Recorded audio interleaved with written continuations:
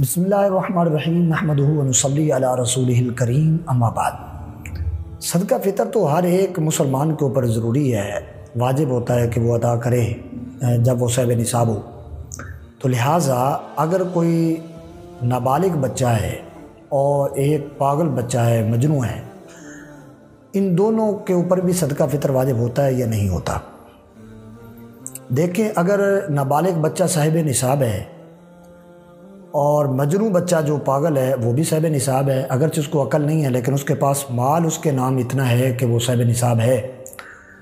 ان دونوں کے جو ولی ہیں ان کے اوپر ذمہ ہے کہ وہ ان کے مال سے ان کا صدقہ فطر ادا کریں۔ اگر وہ صاحب نصاب ہیں اور ان کے ولی نے ان کی طرف سے ادا نہیں کیا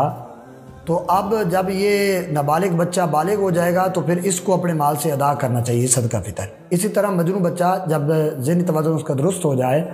تو تب اس کے اوپر ضروری ہوگا کہ وہ اپنے مال میں سے صدقہ فطر ادا کرے۔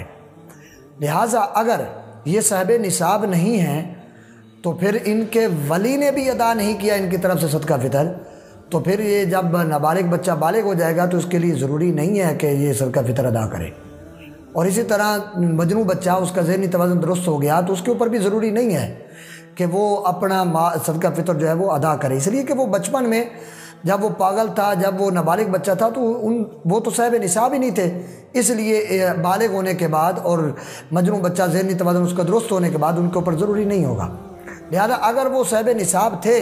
اور ان کے ولی نے ان کی طرف سے صدقہ فطر ادا نہیں کیا تو پھر یہ نابالغ بچہ جب بالغ ہوگا تو اس کے اوپر ضروری ہوگا کہ یہ صدقہ فطر ادا کرے۔